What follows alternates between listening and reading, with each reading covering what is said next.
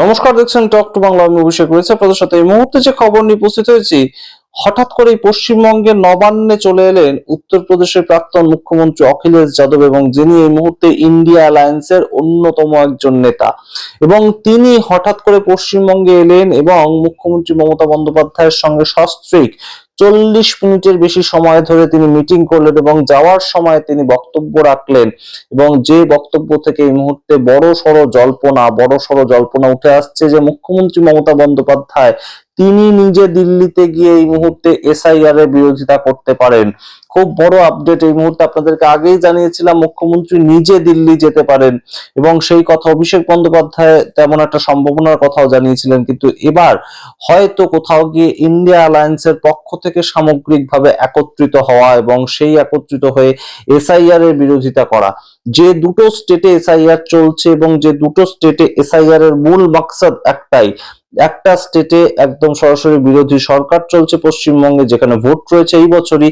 অন্য আরেকটা স্টেট উত্তরপ্রদেশ, সেখানে পরের বছর ভোট সামনেই একদম, কিন্তু সেখানেও এসআইআর চলছে এবং সেখানেও বিভিন্ন সময় অভিযোগ উঠছে যে একদম সরাসরি কর্নার করে করে সংখ্যালঘু আদিবাসী দলিত সম্প্রদায় তাদের ভোট কেটে দেওয়া হচ্ছে। তাই দুজন মুখ্যমন্ত্রী বা দুজন ইন্ডিয়া অ্যালায়েন্সের যে বৈঠক, সেটা খুব গুরুত্বপূর্ণ। এবং কি বেরিয়ে এলো অখিলেশ যাদবের বক্তব্য থেকে, শোনাবো আপনাদের অখিলেশ যাদবের বক্তব্য। নির্যাস কি বেরিয়ে এলো অবশ্যই বলবো, কি কি সম্ভাবনা উঠে আসতে পারে সমস্তটা ব্যাখ্যা করার আগে অবশ্যই টক টু বাংলা ইউটিউব চ্যানেলকে সাবস্ক্রাইব করুন, এই ভিডিও শেষ অবধি দেখুন স্কিপ না করে।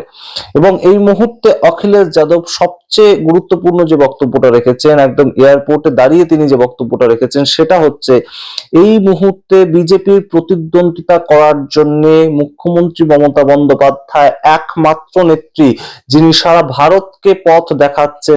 पूरे देश में अगर भारतीय जनता पार्टी से कोई मुकाबला कर रहा है तो यहाँ की मुख्यमंत्री आदरणीय ममता बनर्जी जी मुकाबला कर रहे हैं, और यही मुकाबला करने से भारतीय जनता पार्टी से मुकाबला किया जा सकता है।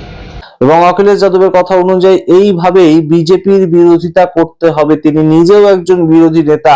তিনি নিজে যে পরিমাণ সদস্য নিয়ে সংসদে প্রবেশ করেছেন, সেই পরিমাণ সদস্য কিন্তু কংগ্রেসের পরবর্তীতে আর কারো নেই। এবং অবশ্যই খুব গুরুত্বপূর্ণভাবে বিজেপি মিলিয়ে, বিজেপি, কংগ্রেস, তার পরবর্তীতে অখিলেশ যাদবের দল সমাজবাদী পার্টি, ভারতবর্ষের পার্লামেন্টের তৃতীয় বৃহত্তম পার্টি অখিলেশ যাদব, কিন্তু তিনি বলছেন যে মুখ্যমন্ত্রী মমতা বন্দ্যোপাধ্যায় দিদি যেভাবে বিজেপির বিরোধিতা করছেন সেটাই আসল পদ্ধতি।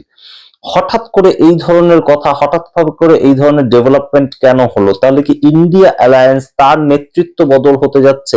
মুখ্যমন্ত্রী মমতা বন্দ্যোপাধ্যায় কি পরবর্তীতে সম্পূর্ণ নেতৃত্ব দেবেন ইন্ডিয়া অ্যালায়েন্সকে? এই প্রশ্ন যেমন একদিকে উঠছে, ঠিক তেমন ভাবেই আরো একটা গুরুত্বপূর্ণ কথা অখিলেশ যাদব বলেছেন, পয়েন্ট আউট করে তিনি বলেছেন, এসআইআর নিয়ে আসা হয়েছে পশ্চিমবঙ্গের জন্য, মূলত পশ্চিমবঙ্গকে যাতে কাবু করা যায়, পশ্চিমবঙ্গকে যাতে ছিনিয়ে নেওয়া যায়, পশ্চিমবঙ্গের ভোটারদের ভোট যাতে কেটে দেওয়া যায়, সেই জন্য এসআইআরটা লাগু করা হয়েছে।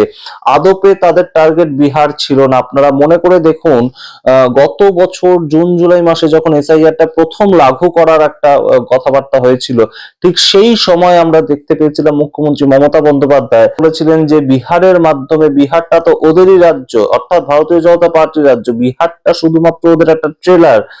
আদপে তাদের মূল টার্গেটটা হচ্ছে বাংলা, এবং বাংলাতেই তারা মূল প্রতিদ্বন্দ্বীর জায়গায় রয়েছে, বাংলাটাই একমাত্র তারা দখল করতে পারে। তামিলনাড়ু, কেরালা, এগুলো কোনোটাতে বিজেপি দাঁত ফোটাতে পারবে না, তারা নিজেরাও জানে। তো সেই ক্ষেত্রে বাংলাটাই তাদের মূল টার্গেট। এবং এসআইআর এ এই মুহূর্তে যেভাবে লজিক্যাল ডিসক্রিপেন্সি, ম্যাপড আনম্যাপড এই ধরনের ঘটনাগুলো ঘটছে, তাতে কিন্তু অবশ্যই এই মুহূর্তে বেশ খানিকটা চাপের পরিস্থিতি তৈরি হচ্ছে। এবং অবশ্যই তৃণমূল কংগ্রেস অত্যন্ত বেশ খানিকটা চাপে পড়ছে বিশেষ বিশেষ জায়গায়, কারণ ইআরওরা একদম তাদের হাত পা বেঁধে ফেলা হয়েছে। ইআরওদের কোনো ধরনের কোনো ক্ষমতাই আর দেওয়া হচ্ছে না, বিএলওদের কোনো ধরনের কোনো ক্ষমতাই আর দেওয়া হচ্ছে না, এবং যথেচ্ছভাবে নাম কাটা হচ্ছে, তেমন অভিযোগ করছে তৃণমূল কংগ্রেস। সেই সময় দাঁড়িয়ে অখিলেশ যাদব এবং মমতা বন্দ্যোপাধ্যায় যদি একটা সরাসরি গিয়ে দিল্লিতে মার্চ করেন, তাহলে কিন্তু এটার বড় একটা বিশাল এফেক্ট পড়তে পারে। এই মুহূর্তে সেই রকম একটা সম্ভাবনাও কিন্তু রয়েছে যে সর্বদল একত্রিত হয়ে ইন্ডিয়া অ্যালায়েন্সের পক্ষ থেকে দিল্লিতে একটা ইলেকশন কমিশন, তাদের এসআইআর প্রসিডিওর, তার বিরুদ্ধে মার্চ বের করা হতে পারে। এইরকম একটা সম্ভাবনা কিন্তু দেখা যাচ্ছে, রাজনৈতিক বিশ্লেষকরা তেমনই বলছেন। এবং খুব গুরুত্বপূর্ণভাবে ইডি ডিজিটাল ডাকাতি করতে এসেছিল সেই কথাটা অখিলেশ যাদব বলছেন। অর্থাৎ পশ্চিমবঙ্গে কি হচ্ছে, কবে হচ্ছে, কোথায় হচ্ছে, কিভাবে হচ্ছে, প্রতিটা জিনিস সম্বন্ধে সবাই কিন্তু এই মুহূর্তে সচেতন, ওয়াকিবহাল। এবং মুখ্যমন্ত্রী মমতা বন্দ্যোপাধ্যায়ের সঙ্গে এই যে অখিলেশ যাদবের সস্ত্রীক এসে দেখা করা, সেটা কিন্তু খুব একটা যে একদম হঠাৎ করে হয়ে গেল তেমন বিষয়টা নয়। এর পেছনে রণকৌশল রয়েছে, এর পেছনে ইলেকশন কমিশনকে আটকানোর একটা প্রেক্ষিত রয়েছে, এবং সেটাই কিন্তু এই মুহূর্তে সবচেয়ে বড় গুরুত্বপূর্ণ অবস্থান।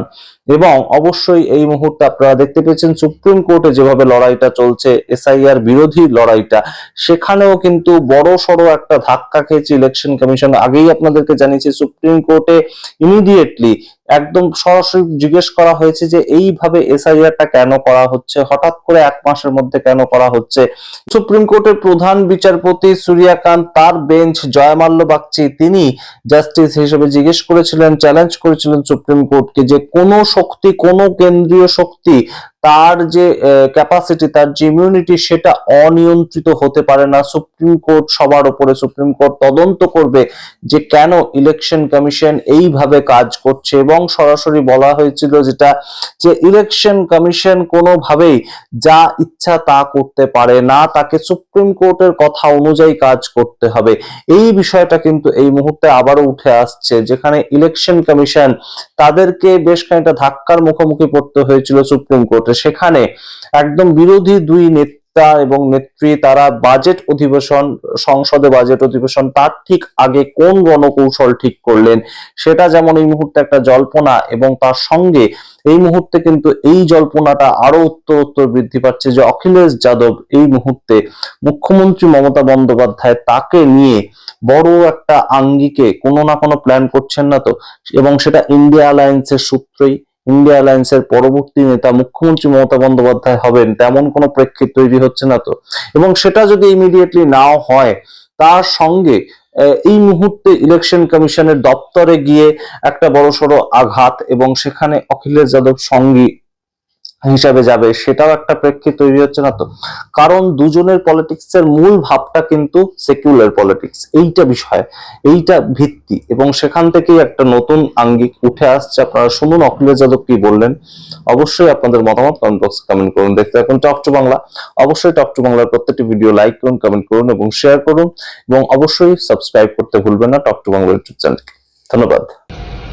जितना तकलीफ परेशानी ये चुनाव को लेकर के दे सकते थे, और एसआईआर सच्चाई जो एसआईआर की ये है, बिहार के लिए एसआईआर आया कि नहीं आया वो अलग बात थी, लेकिन एसआईआर जो लेकर के आए हैं ये लोग, ये लाए हैं आपके स्टेट वेस्ट बंगाल के लिए कि election commission, Bharatiya Janata party SIR के बहाने एनआरसी कर करके आम जनता को परेशान कर रहे हैं, और उनका लक्ष्य है कि ज्यादा से ज्यादा वोट यहां पर काट दें, जबकि उनकी जिम्मेदारी है वोट बढ़ाना, उनकी मदद करना, वोटर्स की मदद करना।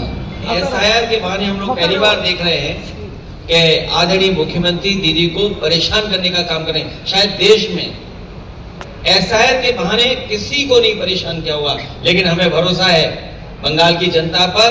यहाँ की जनता अपनी दीदी के प्रति जो प्यार लगाव है वो उन्हें यहाँ से मुख्यमंत्री बनने जा रहे हैं। मुझे खुशी है कि दीदी ने ईडी को हरा दिया, और Bharatiya Janata party pen drive का पेन नहीं भूल पा रही है। वो भारतीय जनता पार्टी ये भूल गए हैं कि यहाँ का प्रदेश दीदी के लीडरशिप में ये कल्चरल यूनिट है, पॉलिटिकल यूनिट नहीं है। एसआईआर एनआरसी था क्योंकि कई लोगों को नागरिकता साबित करनी पड़ी। अभी तक तो वोट चोरी की बात कर रहे थे, लेकिन मैं बधाई देना चाहता हूं दीदी को कि जिन्होंने डिजिटल डकैती को बचा लिया। सोचिए, डिजिटल डकैती की उन्होंने, वो क्या हासिल करना चाहते थे? आपकी जो डेटा है उसको हासिल करना चाहते थे।